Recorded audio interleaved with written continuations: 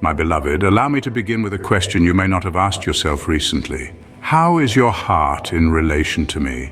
Be honest when you answer, because I see beyond words and appearances. Many say they love me, but their actions tell a different story. Do not deceive yourself, my son, my daughter.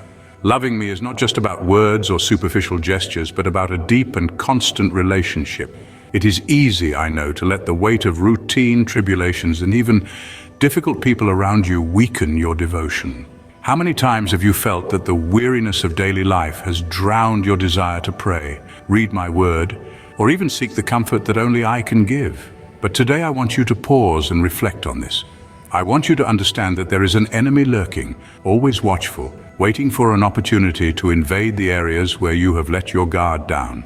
Satan does not need much to cause havoc in your life. He is cunning and works subtly, taking advantage of the gaps you leave open, a malicious word you let slip in a moment of anger, a thought fed by resentment, or even a day when, distracted by worries, you forget to seek my presence. All these can become the space he needs to sow confusion, destruction, and pain.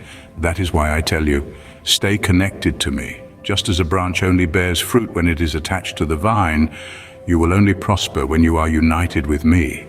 Without me, your strength is limited, your vision is blurry, and your decisions may lead you down paths you never imagined. But when you are in me, even the most difficult situations take on a new purpose, a new strength. I want you to understand that this connection is not something complicated, but a daily decision, simple yet powerful. It is not about complex rituals or lengthy speeches, but about the sincerity of your heart. Start your day with me. Before even opening your eyes, talk to me. Say, Lord, guide me this day. Bless my steps, my words, and my decisions. I hear even your softest whispers. And though you may struggle to find the right words, I understand what you need. When you do this, you invite me to be by your side in every decision, every conversation, every challenge, and I promise there will not be a moment when you are alone. Remember the example of Jesus, my beloved son. He was perfect, yet he constantly sought my presence in prayer. It is written, but Jesus often withdrew to lonely places and prayed. Luke 5:16.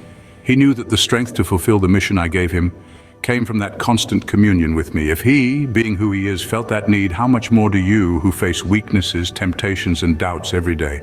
Now imagine this, you wake up, and before thinking about the messages on your phone, the tasks of the day, or the worries around you, you set all that aside. You kneel down and surrender every plan, every fear, and every decision to me. This simple act is not just a gesture of faith, but a spiritual shield, because where my presence is, evil has no place. Prayer transforms chaos into peace and doubts into confidence. Now think about the end of the day. You come home tired, maybe frustrated, with the weight of the world on your shoulders. The disappointments and challenges of the day may have left you drained. But before surrendering to sleep, you give me everything. You say, Lord, thank you for sustaining me today. Thank you for the blessings I often don't even notice. Renew my strength for tomorrow. Just as Jesus prayed in the Mount of Olives, even knowing he would face the cross, you too can find strength and peace by placing everything in my hands. Because I not only hear your prayers, I answer them. I want you to understand something essential. Your connection with me is not just for moments of crisis. Many only seek me when they are at rock bottom, when there is no other way out. I don't want to be just your refuge in the storm, but your constant companion, the one who is with you in every season. Think of a true friend. They are there both in laughter and in tears. That is how I want to be in your life. I want to hear your joys. I want to be part of your dreams. I want to guide every step you take. Remember Peter's example. He denied me 3 times.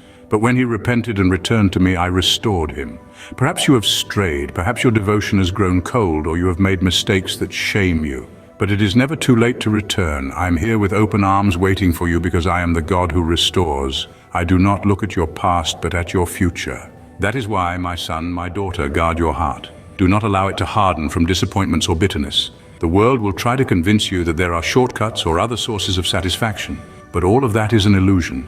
Only I can quench your thirst completely and eternally. If you seek in worldly things what only I can give you, you will always end up empty. But when you are with me, I give you a peace that surpasses all understanding, true joy, and strength to face any trial. Be vigilant, as it is written in 1 Peter 5:8. Be alert and sober-minded. Your enemy, the devil, prowls around like a roaring lion looking for someone to devour. Do not let him find gaps in your life. For this, cover yourself with prayer, feed on my word, and keep your faith unshakable. No matter the size of the storm you are facing, if you are with me, you will have victory.